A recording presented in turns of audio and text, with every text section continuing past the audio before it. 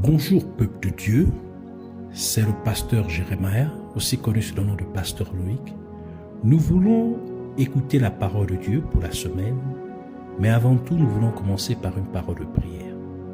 Alors en signe de révérence à notre Père Céleste, à notre Dieu, baissons nos têtes et prions ensemble. Père Dieu de gloire, Dieu tout-puissant, Dieu amour, Dieu fidèle, Dieu de merveille,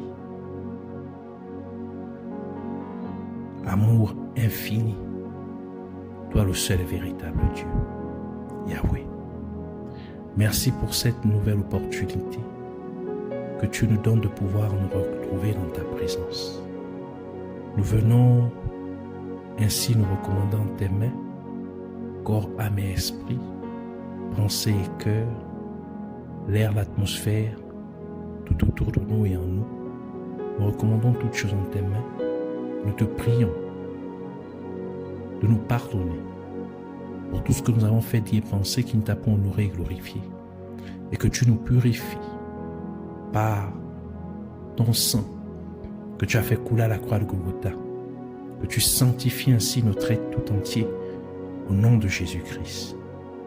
Et nous t'implorons afin que tu nous amènes dans la profondeur de la révélation de ta parole. Parle-nous afin que nous puissions vivre encore. Parce que tu as dit que les paroles que tu donnes sont vie et esprit. Ainsi, vivifie-nous par ta parole au nom de Jésus-Christ. Nous levons contre tous ceux qui s'opposent à la révélation de ta parole. Tout esprit maléfique, toute puissance du monde des ténèbres, tout esprit méchant dans les lieux célestes, les lions, les chassons et les renvoyant dans les gouffres de l'enfer au nom de Jésus-Christ. Et nous proclamons que Jésus-Christ est Seigneur à la gloire de Dieu le Père. Au nom de Jésus, nous avons ainsi prié. Amen. Alors nous allons prendre notre passage principal des Saintes Écritures dans le livre de Jean, chapitre 19, versets 25 à 27. Nous lisons ainsi la parole de Dieu dans Jean, chapitre 19, versets 25 à 27, au nom de Jésus-Christ. Près de la croix de Jésus se tenaient sa mère et la sœur de sa mère, Marie, femme de Clopas, et Marie de Magdala. Jésus, voyant sa mère et auprès d'elle le disciple qu'il aimait, dit à sa mère, « Femme, voilà ton fils. » Puis il dit au disciple, « Voilà ta mère. » Et dès ce moment, le disciple l'a pris chez lui. Que le Seigneur bénisse sa parole, qu'elle vienne pleine de grâce, de vie, de révélation, de profondeur et de faveur au nom de Jésus-Christ. Amen. Nous continuons dans notre série d'enseignements sur les 7 séries des dernières paroles de Jésus-Christ à la croix. Et pour cette semaine en particulier, nous allons parler de la 3e série des dernières paroles de Jésus-Christ à la croix. Dans notre passage principal des Saintes Écritures, nous pouvons voir que dans son dernier acte, Jésus-Christ a appelé sa mère femme. En d'autres termes, Jésus-Christ a terminé son ministère sur terre en appelant sa mère femme. Et nous pouvons nous rappeler que lors de son tout premier miracle, Jésus-Christ a également appelé sa mère femme, comme le dit le livre de Jean. Jean chapitre 2 verset 1 à 11 qui dit « 3 jours après, il y eut des noces à Cana en Galilée. La mère de Jésus était là et Jésus fut aussi invité aux noces avec ses disciples. Le vin ayant manqué, la mère de Jésus lui dit, « Ils n'ont plus de vin. » Jésus lui répondit, « Femme, qu'y a-t-il entre moi et toi? Mon heure n'est pas encore venue. » Sa mère dit au serviteur, « Faites ce qu'il vous dira. » Or, il y avait là 6 vases de pierre destinés aux purifications des Juifs, et contenant chacun 2 ou 3 mesures. Jésus leur dit, « Remplissez d'eau ces vases. » Et ils les remplirent jusqu'au bord. « Puisez maintenant, leur dit-il, et portez-en à l'ordonnateur du repas. » Et ils en portèrent. Quand l'ordonnateur du repas eut goûté l'eau changée en vin, ne sachant d'où venait ce vin, tandis que les serviteurs qui avaient puisé l'eau le savaient bien, il appela l'époux et lui dit, « Tout homme sert d'abord le bon vin, puis le moins bon après qu'on s'est enivré. Toi, tu as gardé le bon vin jusqu'à présent. » Tel fut à Cana, en Galilée, le premier des miracles que fit Jésus. Il manifesta sa gloire et ses disciples crurent en lui. Par conséquent, Jésus-Christ a commencé son ministère en appelant sa mère femme. Et il a terminé son ministère en appelant également sa mère femme. Et l'on peut ainsi en déduire que ce n'est pas par erreur que Jésus-Christ avait appelé sa mère femme. Et pour que nous puissions mieux comprendre le fait que Jésus-Christ ait appelé sa mère femme à 2 reprises, nous devons remonter au moment où Dieu créa Ève. Genèse chapitre 2 versets 21-23 qui dit, « Alors l'Éternel Dieu fit tomber un profond sommeil sur l'homme qui s'endormit. Il prit une de ses côtes et renferma la chair à sa place. L'Éternel Dieu forma une femme de la côte qu'il avait prise de l'homme. Et il l'amena vers l'homme, et l'homme dit, « Voici, cette fois, celle qui est os de mes os et chair de ma chair.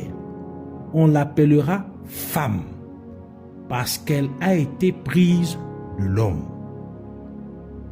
Donc, on voit ainsi qu'Adam a d'abord appelé son épouse femme avant de la nommer plus tard Ève. Et Jésus-Christ est appelé le dernier Adam, comme mentionné dans le livre de 1 Corinthiens chapitre 15, versets 45 à 47, qui dit, « Comme aussi il est écrit, le premier homme, Adam, a été fait en âme vivante, et le dernier Adam en esprit vivifiant. Or, ce qui est spirituel n'est pas le premier, mais ce qui est animal. Et puis, ce qui est spirituel. Le premier homme était de la terre, est tiré de la poussière. Mais le second homme, donc le second Adam, savoir le Seigneur, est du ciel. Version Martin. Nous pouvons ainsi comprendre que lorsque Jésus-Christ a appelé sa mère femme, il faisait en réalité référence à l'Église de la même manière que la toute première femme était l'épouse du premier homme, du premier Adam. De même, la femme nouveau-née est l'épouse de Jésus-Christ. Et c'est pourquoi la femme est assimilée à l'Église dans le livre d'Éphésiens. Éphésiens chapitre 5 verset 25 qui dit « Marie, aimez vos femmes comme Christ a aimé l'Église et s'est livré lui-même pour elle. » Et nous pouvons également remarquer que dans les deux occasions où Jésus-Christ a appelé sa mère femme, ses apôtres, qui étaient des hommes, n'étaient pas en action. Lors de la première occasion, qui concernait les noces de Cana, les noces de Cana, tous les apôtres étaient occupés à célébrer et ils ne remarquèrent pas que le mariage manquait de vin. Et sachant que le vin est une représentation de l'alliance entre Dieu et les êtres humains, car dans le dernier souper, Jésus-Christ prit la coupe de vin et il dit « Prenez et buvez car ceci est mon sang, le sang de la nouvelle alliance. » Matthieu chapitre 26, versets 26 à 29.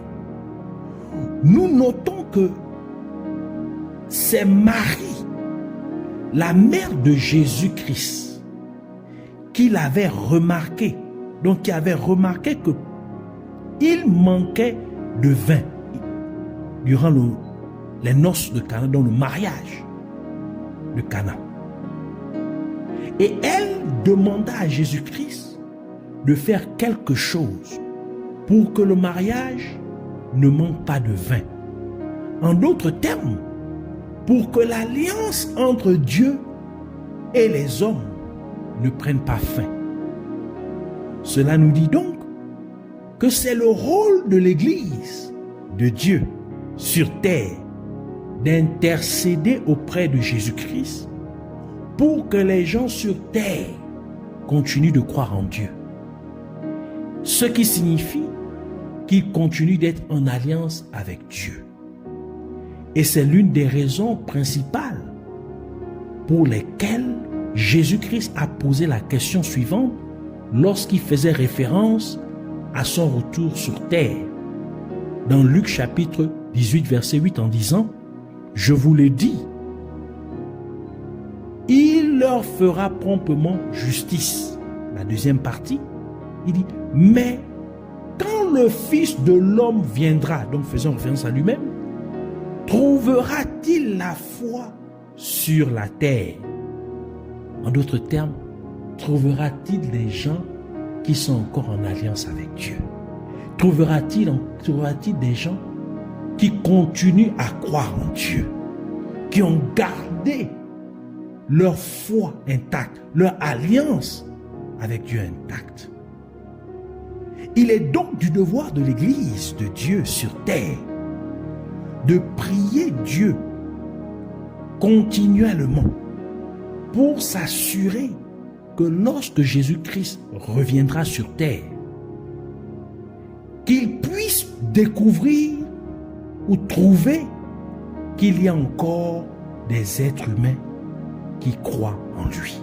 En d'autres termes, il y a encore des gens qui ont gardé leur alliance avec Dieu en marchant dans la sainteté afin de pouvoir être enlevés par Jésus-Christ, comme le déclare la parole de Dieu dans Éphésiens chapitre 5 verset 27 qui dit « Afin de faire paraître devant lui cette église glorieuse, sans tache, ni ride, ni rien de semblable, mais sainte et irrépréhensible. » Et encore une fois, le fait que les apôtres de Jésus-Christ n'étaient pas en action dans les deux occasions où Jésus-Christ a appelé sa mère femme, cela nous dit aussi que si vous refusez de jouer votre rôle de ministre de Dieu, Dieu donnera votre rôle à quelqu'un d'autre dans son église. Et Dieu le donnera même à quelqu'un qui aurait pu être méprisé dans l'église. Car Jésus-Christ a parlé à la femme dans ces deux occasions précises. Et nous savons que les femmes dans la tradition hébraïque ou juive étaient généralement ignorées par rapport aux hommes. Par exemple, Jacob avait 12 fils et une fille appelée Dina. Mais Dina n'est généralement pas mentionnée lorsque les enfants de Jacob sont énumérés. Un autre exemple est lors de l'énumération des généalogies. Les femmes sont généralement omises. Même lorsque Jésus-Christ multiplia le pain en deux occasions différentes, les hommes étaient dénombrés, sauf les femmes et les enfants. Matthieu chapitre 14, verset 21, qui dit « Ceux qui avaient mangé étaient environ 5000 hommes, sans les femmes et les enfants. » Donc sans compter les femmes et les enfants. Matthieu chapitre 15, verset 38 dit « Ceux qui avaient mangé étaient 4000 hommes, sans les femmes et les enfants. » Donc sans compter les femmes et les enfants. Donc deux occasions, les femmes sont ignorées. Et deux occasions aussi, Jésus-Christ met les femmes en valeur, la femme en valeur. Donc c'est l'Église en valeur. Tout cela, c'est pour dire que les gens peuvent vous mépriser. Mais le moment venu, Dieu vous élèvera, car effectivement, Jésus-Christ, dans ces deux moments majeurs de son ministère terrestre, il a utilisé la femme à la place des hommes. Car Jésus-Christ a commencé son ministère en interagissant avec une femme et il a terminé son ministère en interagissant également avec une femme. Une autre chose intéressante à noter est le fait que ce sont 4 soldats romains qui crucifièrent Jésus-Christ. Car après avoir crucifié Jésus-Christ, ils ont fait 4 parts avec ses vêtements, prenant chacun une part. Ce qui signifie qu'ils étaient exactement 4 soldats, tel que décrit dans le livre de Jean. Jean chapitre 19, verset 23 qui dit « Les soldats, après avoir crucifié Jésus-Christ, prirent ses vêtements et ils en firent 4 parts, une part pour chaque soldat. Ils prirent aussi sa tunique qui était sans couture d'un seul tissu depuis le haut jusqu'en bas. Ainsi, ils étaient exactement 4 hommes qui crucifièrent Jésus-Christ. Et de notre passage principal des Saintes Écritures, nous pouvons également remarquer qu'il y avait exactement 4 femmes qui vinrent soutenir Jésus-Christ dans son temps de souffrance sur la croix. Jean chapitre 19, verset 25, que nous avons lu tantôt, qui dit « Près de la croix de Jésus-Christ se tenait sa mère, une femme, la sœur de sa mère, 2 femmes, Marie, 3 femmes, femme de Cléopas, et Marie de Magdala. Donc 4 femmes exactement. Et nous savons aussi que la femme est un symbole de soin ou d'attention. Et cela est bien illustré par la femme vertueuse dans Proverbes chapitre 31, verset 10 à 31. Et c'est pourquoi le livre de Proverbes dit aussi dans Proverbes 18, verset 22, « Celui qui trouve une femme trouve le bonheur. C'est une grâce qu'il obtient de l'Éternel. » Pourquoi? Parce que la femme, elle prend soin du foyer, elle prend soin de la famille, elle est attentionnée à son mari, à l'égard de son mari et à l'égard de ses enfants. Donc, ces 4 soldats crucifièrent Jésus-Christ, mais il y avait aussi 4 femmes qui étaient là pour prendre soin de lui, pour lui montrer de l'affection, de l'attention. Et cela est également prouvé par le fait que ce sont les femmes qui se sont rendus les premières au tombeau de Jésus-Christ avec l'intention de prendre soin de son corps. Et il y avait au moins 4 femmes, comme le décrit le livre de Luc. Luc chapitre 24, verset 1 à 10 qui dit: le premier jour de la semaine, elles se rendirent au sépulcre de grand matin portant les aromates qu'elles avaient préparés. Elles trouvèrent que la pierre avait été roulée devant le sépulcre. Et étant entrées, elles ne trouvèrent pas le corps du Seigneur Jésus. Comme ne savaient que penser de cela, voici 2 hommes leur apparurent en habits resplendissants. Saisies de frayeur, elles baissèrent le visage contre terre. Mais ils leur dirent: pourquoi cherchez-vous parmi les morts celui qui est vivant? Il n'est point ici, mais il est ressuscité. Souvenez-vous de quelle manière il vous a parlé lorsqu'il était encore en Galilée et qu'il disait: il faut que le Fils de l'homme soit livré entre les mains des pécheurs, qu'il soit crucifié et qu'il ressuscite le 3e jour. Et elles se ressouvinrent des paroles de Jésus à leur retour du sépulcre. Elles annoncèrent toutes ces choses aux 11 et à tous les autres. Celles qui dirent ces choses aux apôtres étaient Marie de Magdala, Jeanne, Marie, mère de Jacques, et les autres qui étaient avec elle.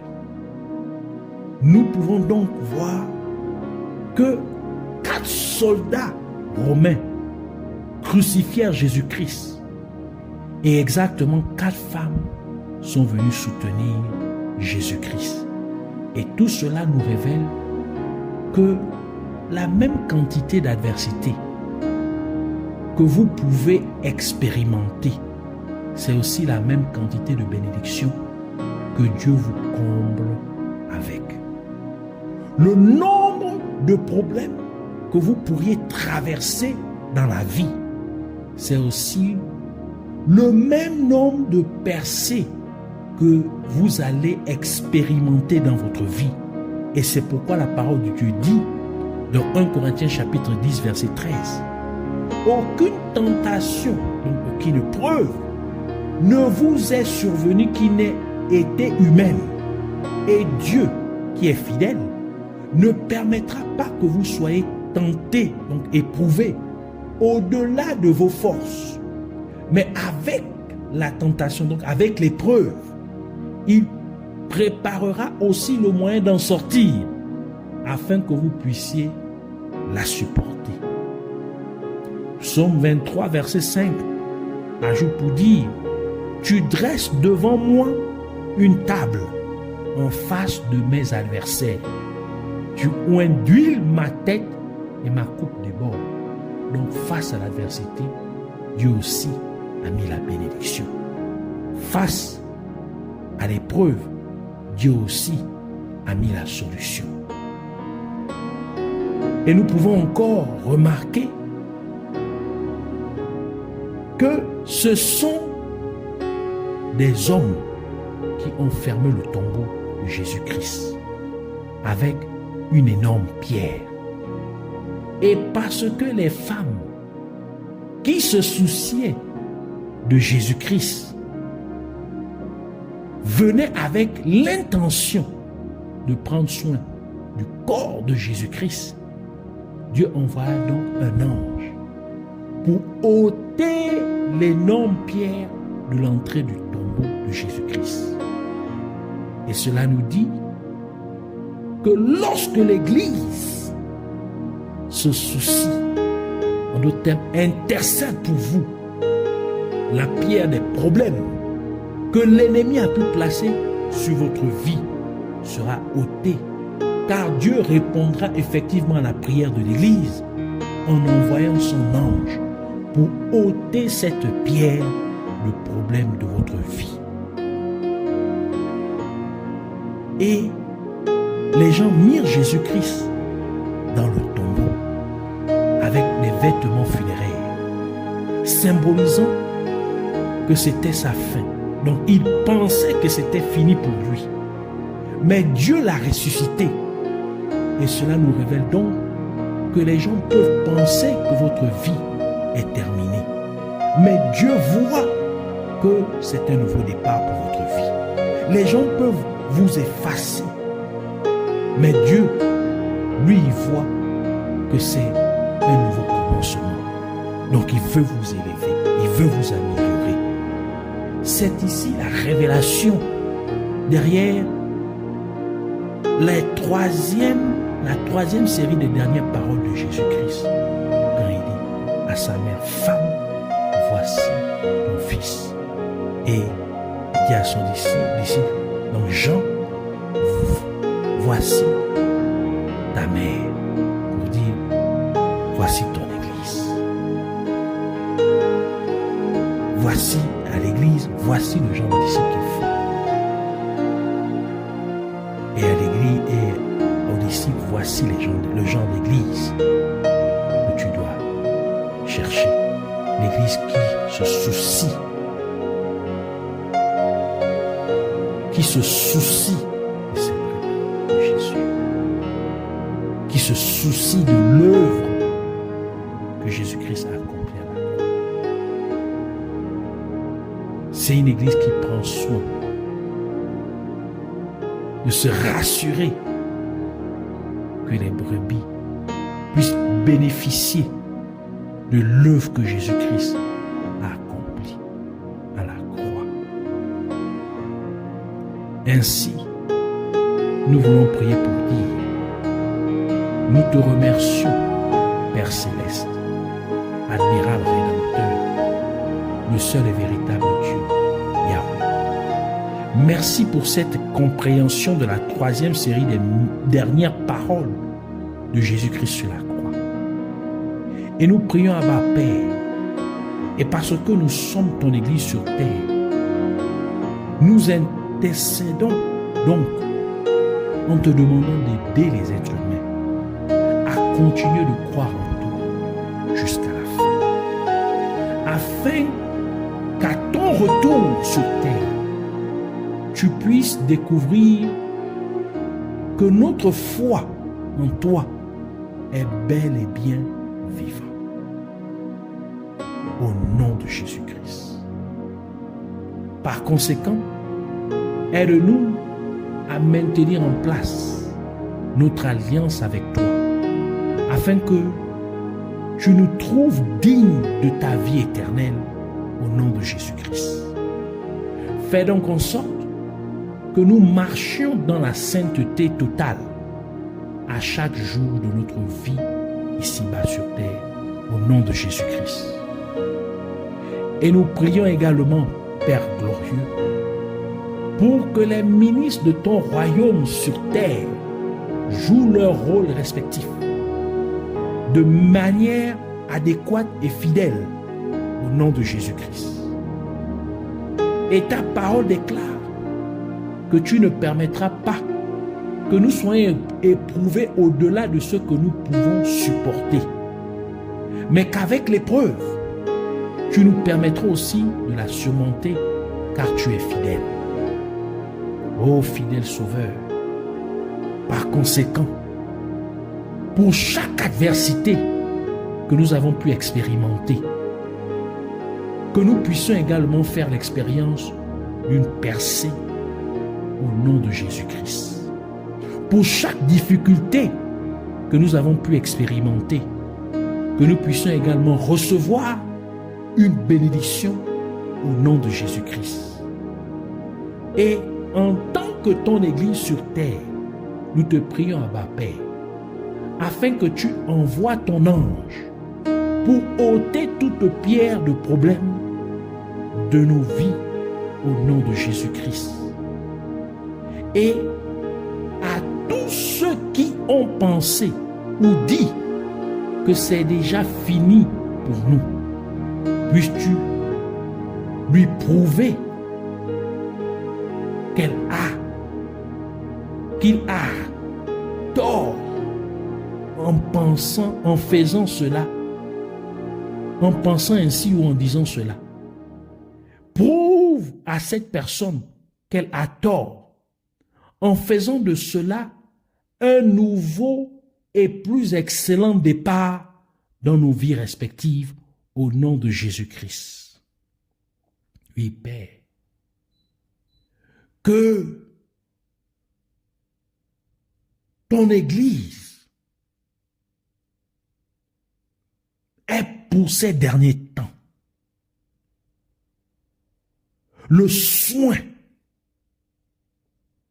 de faire en sorte que les êtres humains puissent bénéficier pleinement de l'œuvre que tu as accomplie à la croix de Golgotha, de ton sacrifice que tu as fait à la croix. Que ton Église soit remplie de fidèles qui se donnent pour, Seigneur, ton Église, afin que ton Église pleinement accomplisse sa mission dans ces derniers temps. Au nom de Jésus-Christ. Amen.